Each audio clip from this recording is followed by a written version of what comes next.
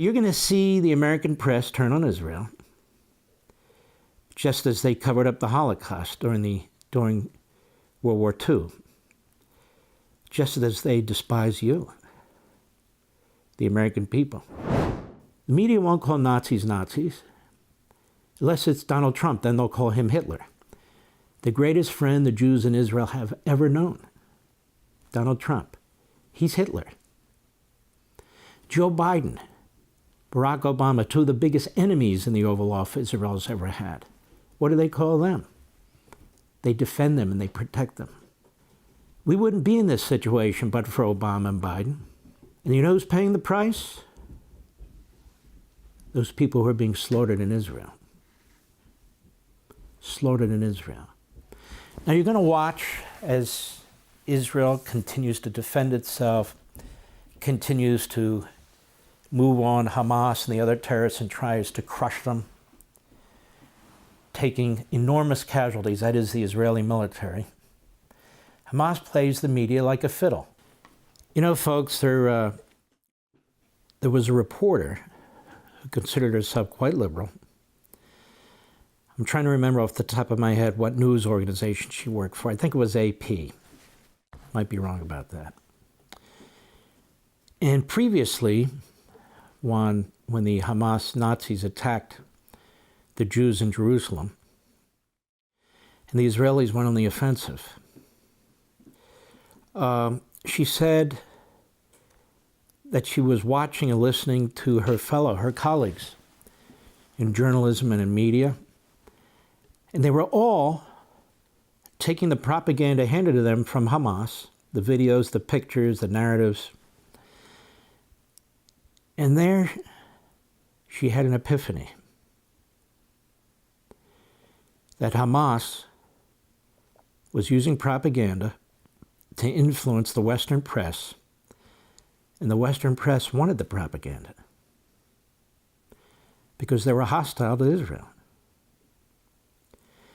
And she said she was watching this in disbelief. And she talked about it and wrote about it. I predict that's exactly what's going to happen. You know, when you see the number of Palestinians who've died in the Gaza Strip, where are they getting that number from? We don't have real American reporters in the Gaza Strip. Why? Anybody know why? They'd be killed, that's why. Now, maybe one or two can get there, but they can only get there and report if they do what they're told to do. It's like the New York Times correspondent in Berlin during the early part of the Holocaust. Sure, he can be there, but he better not report the truth, and he better not report what he sees, and he better not make a report that undermines the Nazis. Otherwise, they're going to yank him, or worse. It's the same with Hamas. And so you're going to see numbers like this, and I don't really care what the numbers are. Why? Because I don't have a heart? No. Because I do have a heart.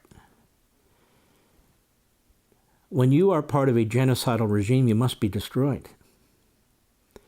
Unfortunately, when Hamas does what it does, they know there's going to be civilians killed. They know, as we keep hearing over and over again, it's 141 square miles, 2 million people, one of the most dense places on the face of the earth. Then why do what you're doing when you know there's going to be a response? Why do they do it? You think they care about those other people? They have missile launching sites in hospitals and mosques, in elementary schools and kindergartens. They spend the vast majority of their money building weapons and tunnels to kill Jewish people. They don't care about the people. If they cared about the people, they wouldn't be terrorists, would they? And in the end, if you treat the Israelis the way you do, you treat your own people the way you do because you want to have power. Why? Because God tells you. You got to do what you got to do no matter what's in front of you. And so you're going to see the American press turn on Israel, just as they covered up the Holocaust during World War II, just as they despise you, the American people. You're going to see our college campuses, which are bought and paid for by the Democrats. You know, we got to have student loan forgiveness. Record number of student visas, people coming into our country from enemy states with a completely abhorrent ideology, whether it's in the Middle East, whether it's China and so forth. Wide open border. And this is what happens when you hate your own country. And this is what happens when you believe your own country is guilty of all the evils that your enemy is guilty of. And so we're accused of being colonialists, imperialists, racists. We're in deep trouble. As a Jew, the Jews are the canary in the coal mine. Wouldn't you say, Mr. Producer? Mm-hmm. You watch what's going on. And you listen to that commander from the Hamas Nazi regime. I put it on my social sites. And what does he say? It's about the Jews, yes, the occupiers. But this is about more than that. The Quran tells us to eliminate the Jews, to eliminate the Christians, to eliminate the atheists and the non-believers. In other words, the soft, quote-unquote, Muslims. All of them from the face of the earth. If I didn't get that exactly right, because I'm paraphrasing, it's actually worse. What do you think Iran wants a nuclear weapon? Obviously to try and blow Israel off the face of the earth. But short of that, it will completely control the region. Blackmail, threats, different governments. I'll give you a scenario. If Iran had a nuclear weapon today and Israel said, we're moving into the Gaza Strip to clean this out, and they said, you do that, and we're going to blow Tel Aviv off the face of the earth, what would Israel do? What could they do? Who has all the power then? This also brings to a point, because Israel believes in humanity. Israel has nuclear weapons. It doesn't admit it, but it does. You don't hear anybody concerned that Israel might say to the Islamo-Nazi regime in Tehran, we're going to blow Tehran off the face of the earth before you get a nuclear weapon, and as a result of what you've done to our people.